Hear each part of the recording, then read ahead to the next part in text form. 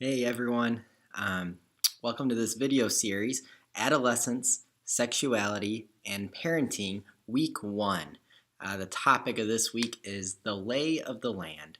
I want to thank you for watching this video. I know it's a commitment to take time, but I trust that the content of this video will be worthwhile and that you'll be grateful to spend this time in this way. So, I'm recording this just after last night was our first meeting with the high school group in our series God, Guys, and Girls, and it went very well. A very receptive group. They seemed to really be interested in the topic. We focused on relationships in general, not just romantic relationships, but all types of relationships and how God kind of created us to be in relationships. And it was a really good start to the series. So I'm excited about what's happening there, and I'm excited about what's happening here right now.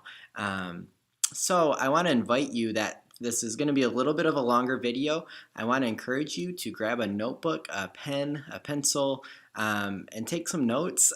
We're going back to school, right? And if you are married, I invite you to watch this, if you're able to, with your spouse as well. Because there'll be opportunity for some discussion, and it'd be good to have you be on the same page as we navigate it. So, how do we approach the world of relationships, dating and sexuality with our students in a way that honors God and also that actually has the kids listen? Now, I want it to be pretty clear that I'm in no way a parenting expert. I've been doing it for 2.5 years, right? I'm far from a parenting expert. I'm just figuring it out. But I'm also in this role not acting as a sex ed teacher either. Not at all. That is not why I signed up for youth ministry. Instead, my hope is, and kind of my role in this, is to serve as a tour guide through the sexually charged culture that teenagers are currently walking through.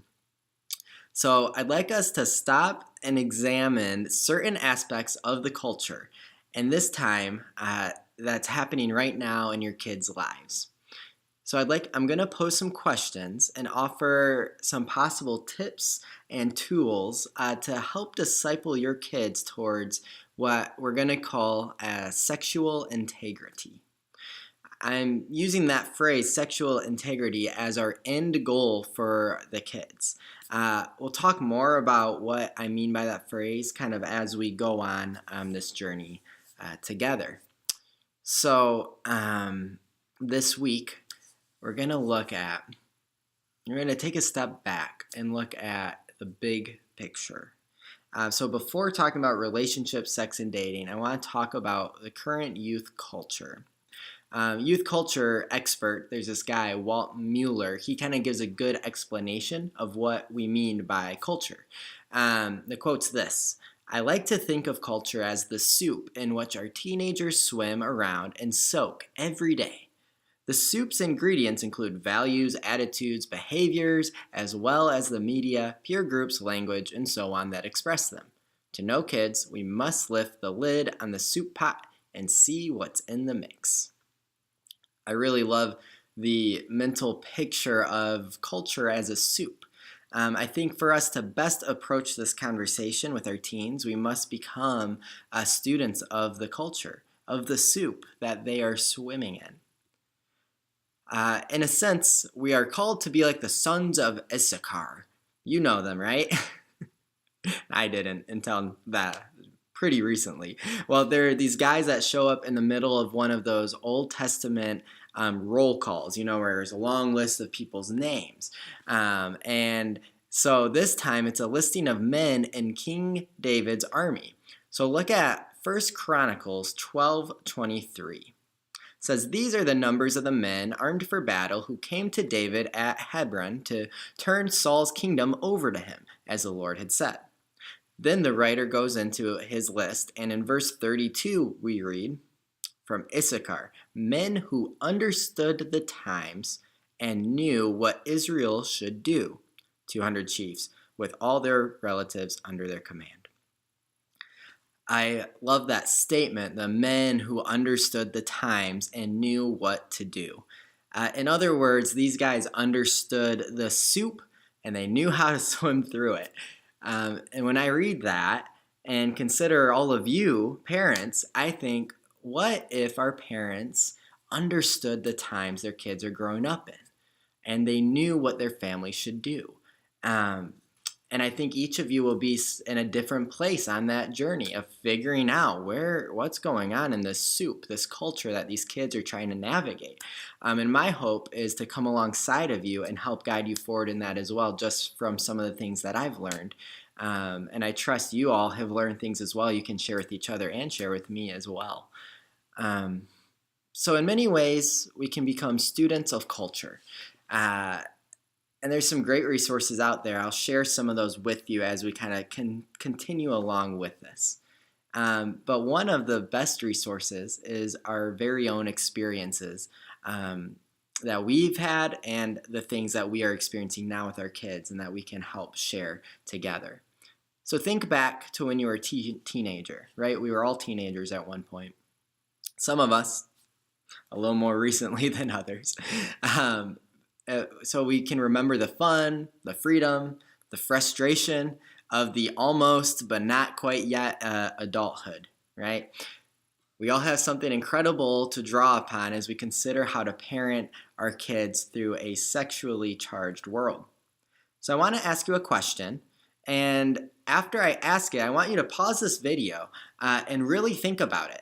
I even want to invite you to take some moments to write some thoughts down, or if you're with your spouse, to really have a conversation about that. So the question is this: when it comes to adolescent or teen relationships, dating, and sexuality, what is the same as always, and what is different? So pause the video, talk about that, write some things down, think about that, and then come back when you're done with that. Welcome back. So I know you parents work so hard at understanding your kids, and you're wrestling with figuring out how to navigate this, how it's similar and different as well from maybe when you were teenagers. And what I want to do is highlight a few cultural realities that are similar and different from our teen years that have significant implications in how we are going to parent our kids toward sexual integrity. So, what is the same? Well, adolescent growth and development. See, kids are still walking through this thing called puberty during their early teen years. Hormones are doing their crazy things to their bodies and their minds that bring the stuff to the front of the stage. Your little girl isn't just playing princess. She wants to be a princess and get swept off her feet by some acne-faced oaf that she's, for whatever reason, perceives as her Prince Charming. Or your baby boy is actually paying attention to his clothes and his hair now, maybe even longer than your daughter, and he cares how he smells all of a sudden. He's actually paying attention to girls. It's like they suddenly got plugged into this sexual charger and it's boosting that one part of them, just like it happened when you were their age. So the big point here is there are large parts of what you are facing with your teenager now that are just simply a part of the biological development that God put in place years ago. So don't let that freak you out too much. All right, another one, sexual exploration. Now, when I say sexual exploration, you may immediately start to think of physical actions, but I'm actually talking about the overall awareness and shaping of the fact that they are sexual beings. As a part of this biological change, your sons and daughters are becoming more aware of their sexuality and how it plays out in their lives. Consider this. The middle and high school years are key times where they are building sexual philosophies. I use that word philosophy intentionally because they are thinking about it a lot and they're asking questions a lot. Sometimes they are asking themselves, sometimes they're asking others, and they will never ask you unless you prompt them. And you did this too, in fact. The reality is, if you asked it or you thought about it as a teen, they are probably asking or thinking about it as well. Now that could freak you out a little bit, but I don't want you to let it freak you out. There's power in the knowledge of the experiences that we've had. So I want to encourage you to draw from your own experience. What was in place that helped you build a healthy and godly philosophy? What wasn't there? What was missing? And what can you do to get the right things there? And how can those things help your teens along this path also? Another thing that has not changed too much would be middle and high school social structures. So friends are a huge deal. In fact, in general, who beats what? So us as adults, we usually are looking for the details, right? The what date and time, what's the cost, what's happening. Students have one question that beats them all. Who is going to be there? See, friendships are a huge deal. And as kids spend time with their other friends, they begin to pick up on their beliefs and their worldviews. Those beliefs, those worldviews will likely run counter and contrary to yours at some point. Remember how that happened to you as well? Remember what the hormonal teenage version of you was talking about at different points with different friends? You know, who's hot, who's not, what you're looking for in a boy or a girl, what have you physically done with your boyfriend or girlfriend, how far is too far. You talked about it, and guess what? Your kids are probably talking about it too. And that's kind of sobering. It's a little scary to think about, but again, don't freak out because we have an opportunity to be a part of this journey. So believe it or not, the number of teens having intercourse has not changed much. We may be led to believe that it has. Now, these statistics from the Center of Disease and Control, they only go up to 2013, but they're some of the more reliable ones that we have at our disposal. And they show us that the percentage of teens that have had sexual intercourse has stayed pretty steady in the 2000s. So you can see the charts here, you can see the numbers. And I recognize you can kind of see the trend year over year from 2002 to all the way up to 2013, that there's not a ton of variation. I recognize that many of you were in high school before 2002. So you may be saying, I bet the stats aren't the same as when I was in high school. And you're right if you're saying that. They were actually higher when you were in high school, believe it or not. Check this slide out. So you can see the numbers there, female and the male. They are up quite a bit. So you can see at the end 44% for 2011 through 13, where it was 51 for females and 88. Which if you were in high school when you were 88, that was the year I was born. So just to make you feel a little bit old, I apologize for that. But you can see the stats there that it was actually a little bit higher.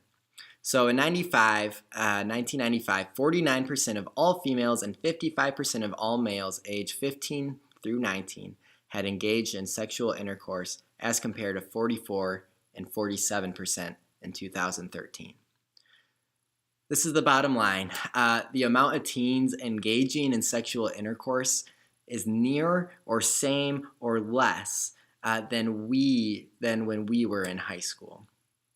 So don't let that significance of the actual amount of kids engaged in sexual activity pass you by either, though. Nearly 1 of every 2 15 through 19-year-olds have engaged in sexual intercourse in 2013. That's not cool. That's not good. Clearly, we need to be pushing with our kids the importance of saving sex until marriage. And we'll talk about that more in another video. So those are some things that are the same. Now, what's different? You see, some things are when we think of that culture as a soup, remember that illustration? What is it that's different in this soup today than the soup that you guys swam in when you were teens? Now, I want to point out two significant differences to the cultural landscape. And I think these ones have major implications on the message concerning dating relationships and sexuality and all of that. So the first major change is a small device that I think has completely perplexed us on how to handle things with teens. And that's smartphones, right? Oh man, how do they change things? See, no longer do we have to take the super long corded landline phone and drag it into the bathroom for a private conversation to talk to someone privately. No, we now carry supercomputers in our hands, and we're putting them in the hands of sexually charged teenagers that have low impulse control. This is pretty huge, and it changes a lot for parenting. And here's why it has so much to do with this topic. If your kid has a smartphone, he or she is living in a world with impersonal communication. Text, snaps, posts, likes, friends, and followers create a world where fake or superficial community exists. There's impulsive digital actions. The instant and consistent access allows for quick action and poor processing time. Our kids have to remember a text, snap, or pic that can't be unsent, but unfortunately, all too often, they're learning the lesson of too little, too late. There's invasive content access. Every answer is a swipe, quick, or question a Siri away. Through these supercomputers, we can go anywhere at any time and read, watch, listen to as much as we want. There's many statistics that have shown this is the smartest generation to ever exist simply because so much information is constantly at their disposal. So these three things have huge implications of how teens are navigating their social and private lives, which in turn impacts their sexual lives. So some of those changes are not wrong. They're just different. Then there are ways they are definitely wrong. What I would call digital sexual activity is the newer kid on the block for teens, and honestly for us too. Two significant issues that consistently come up with teenagers today are pornography addictions and sexting. The levels at which these are impacting teens are so significant that we're actually going to take an entire week in this series to zero in on the topic of pornography. We need to talk about it, and it's something you have to talk about with your kids. It's heavy stuff, but I know we can navigate it. So there's one other cultural difference from our teen years to current teen culture we need to be aware of. It's what I would call cultural sexual acceptance. So as it sits right now, your kids are growing up in a world where gay marriage is legal, the LGBT community is culturally embraced and celebrated in a way when they just were not when we were teens. And this has huge implications on your parenting and your conversations in your home, no matter where you land on the topic. It's something that needs to be talked about in the home because the students are wondering. And they need to be able to articulate beliefs based on what the Bible has to say about it. And you have to be able to help your teens process through it.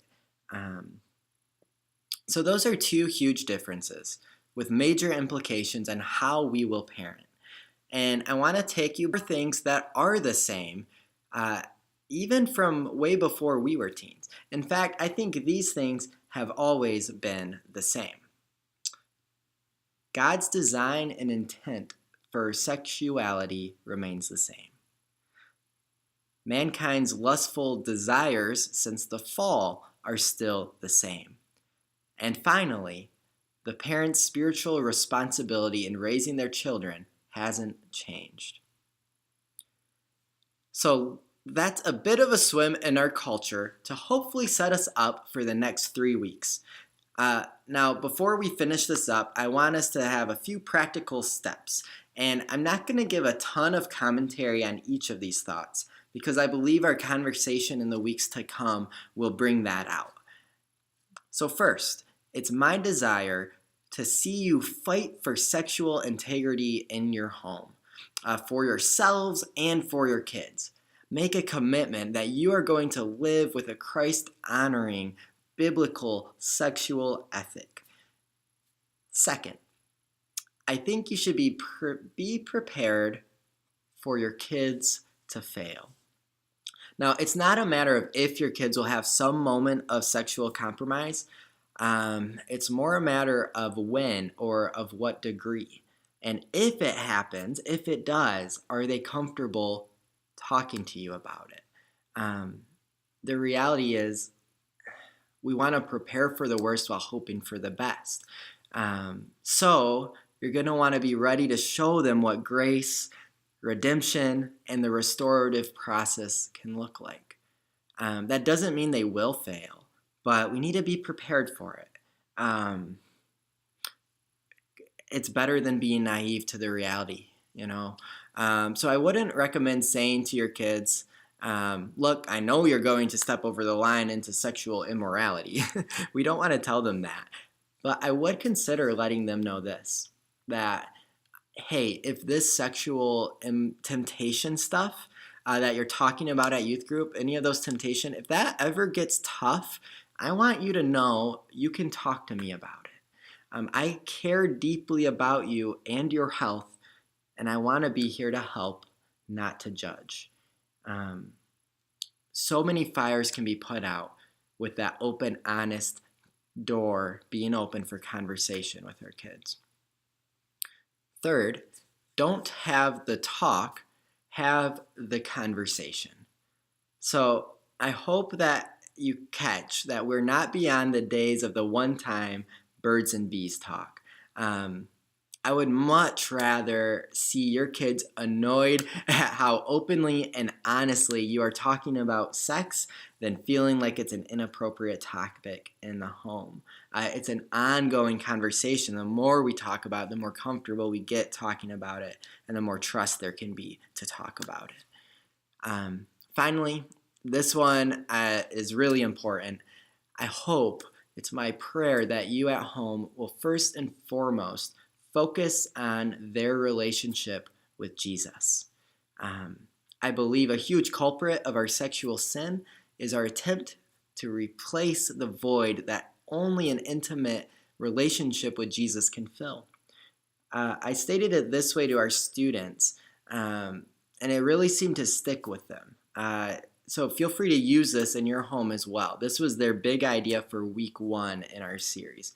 It's this: unless I'm wholeheartedly pursuing a relationship with Christ, all other relationships will be a hopeless attempt to fill that void.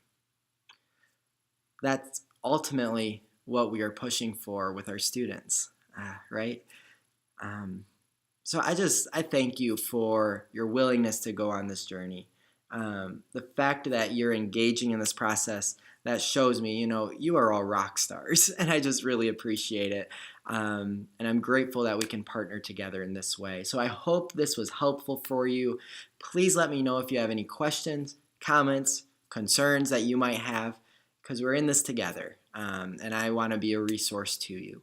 So thanks again, and looking forward to next time.